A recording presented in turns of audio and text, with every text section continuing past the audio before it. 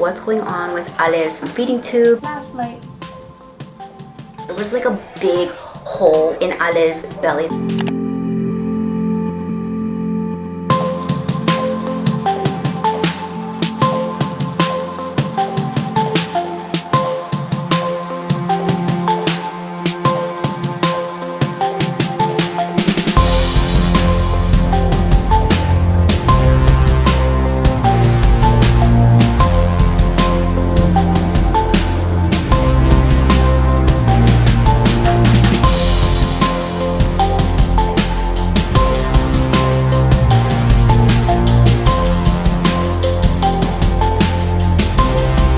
That will make it less likely for her to vomit is that towel wrap, but that's probably better for her in the long run. There's a lot happening in this surgery. Yeah, it's the Gtube kind of stuff, and then I can see what the ENT doc is. You guys saw. As I'm editing this, I feel like I have to give you some context. It's been a question that many of you have asked about what's going on with Ali's feeding tube situation. Is she gonna get a Gtube? Is she not gonna get a Gtube anymore? What's going on? And I promise you I will talk about it a little bit later on in the vlog. I just kind of wanted to show you the process because this surgery has been a long time coming. So if you want to know more about it, stay tuned to the second part of this vlog so that you can find out what's actually happening. I'm going to answer all of your questions. I think I'll put a timestamp if you just want to skip over the vlog. Get back to the video.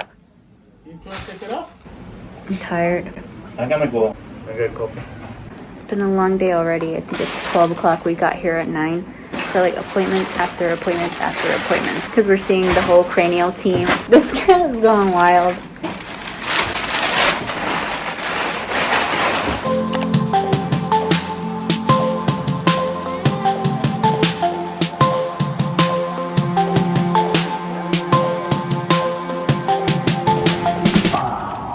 We're still here. Yeah. Oh my goodness. Practicing standing. ¿Cuánto falta? ¿Uno más? No, we still need speech, plastics, dentist. Yeah, that's how it is with the cranial facial too. I have a salad. Freddie said it costs like $11 for this small salad. And a snack. Trying to keep it healthy. Anyway, I don't even know if I'm supposed to eat here or not. I don't think they would mind since we're here like pretty much all day. And they don't give us a lunch break. Ask for half day off. Oh, you did? But you say you have two appointments. You didn't tell me like the whole hospital gonna come. Food doctor, eye doctor, surgery, the cook, the chef, the dishwasher. You look tired. Thumbs up. There you go.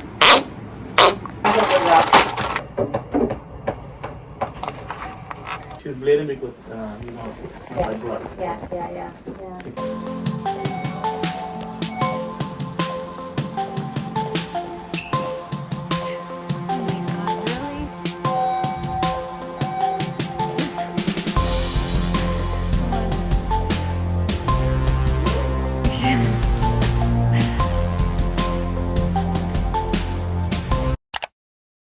Is there any questions you want to ask the surgeon? Why last time that was so bad?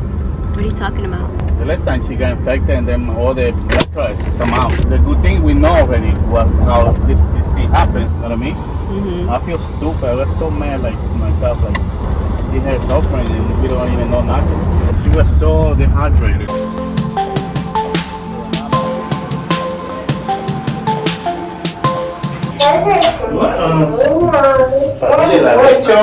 We've arrived.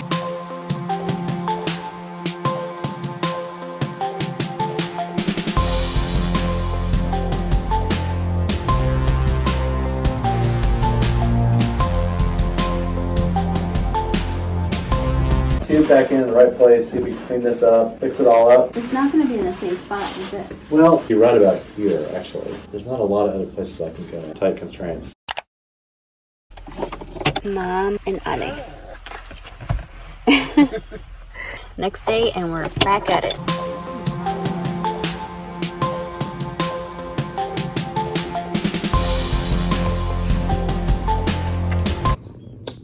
We're home, right? No more doctors. Till next week. I hope you guys enjoyed that marathon of appointments. It really is like that sometimes for us. It's like back-to-back appointments, if not throughout one day, at least throughout the week, and then week to week, month to month. So anyway, while you're here, we're gonna talk about Ale's G-tube surgery. When she was born, maybe like 3 weeks, probably less, she had a G-tube. That's basically how she ate. She had a lot of feeding intolerance, so the doctors thought it was best that she would get placed on a GJ. Ever since she got this G-tube, there was always problems on the site. It just got worse and worse. There was so much prolapse that finally in 2019, I believe, we decided to get that cleaned up. We weren't supposed to take it out, we were just gonna get it cleaned up. Surgeon went and cleaned it up. So then we took her home. The next day, the stitches came out. I don't even know how that could happen. All of her electrolytes were just coming out, and just like all the food. It was so bad, you guys. It was so bad. That next day, I'm not sure if it was the next day or the following day, I'm not sure, but it was really soon. It was like right after we got discharged, we went right back in. It was such an awful situation that we knew we had to get back in. There was nothing that we could do. That's when the surgeon was like, okay, this never happens. He was very apologetic. He was like, I'm just gonna pull it out and let this whole thing heal because it's just really bad. It was like a big hole in Ale's belly. If you really want to know more details about that, go ahead and watch that vlog. So we took it out. Ever since she's got this NJ since 2019, once it healed, we were supposed to get it back in. But of course, 2020 happened. You all know what happened there. So we waited. 2021, we still didn't feel comfortable. So now we're at 2022. Finally, we were like, okay, we think it's time. We think it's safe enough. We are going to schedule this out. So we scheduled it. It was for November of 2022. If you saw my last vlog, Ale got sick in November. We basically missed that surgery date. She also got sick in December. And you guys will see that we also had another admission, hospital admission in January. Since our November date got missed, we did end up rescheduling it for February 21st. Today's February 20th. We were there for about a month. It has just been so crazy, and we just got out, so therefore we're gonna miss this surgery date because we just don't feel like she's strong enough. She's still recovering. We just had to cancel it. So here we are again. It has just been such a long time coming, such a process, and that's why I felt like it was important to show you everything that we have just been going through, because it's not easy with having a medically fragile child. I don't even know what I was thinking scheduling the surgery during virus season. What? So I'm just kind of waiting. Sorry if you hear voices, my parents, but I'm just kind of just waiting to, I don't know. I just don't want this to happen again. We're still deciding whether we want to do this maybe in April or maybe towards the summer. I just don't even know. The reason why I hadn't talked about it in a long time, ever since that vlog, was because I didn't know. I honestly didn't know when it was going to happen.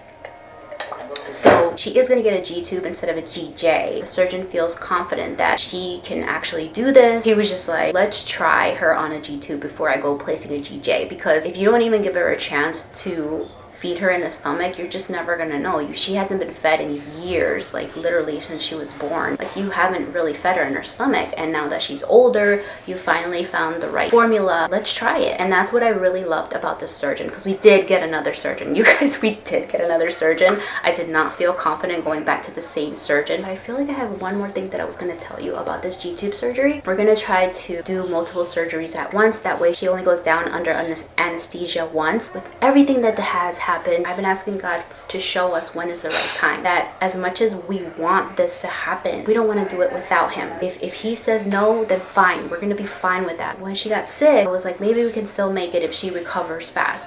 But I kept saying no, like, it's gonna happen when it's gonna happen, when God says so. And so I've just been praying to him and just being like, God, we want you to go with us. And if you're not gonna come with us, then let it not happen. And that literally has been my prayer. Just gotta trust. We gotta trust with all of our hearts and all of our minds that he's gonna show us when the right time is. That's what we've been praying for. If you guys wanna help us pray for us, for Ale, to keep her healthy, because it's been a couple of rough months, we would appreciate it. I hear a lot of noise over there. You know, I live with my family. So anyway, guys, thank you so much for watching. I hope I answered all of your questions. If I didn't, please leave them down below. And I will talk to you on the next one. Bye.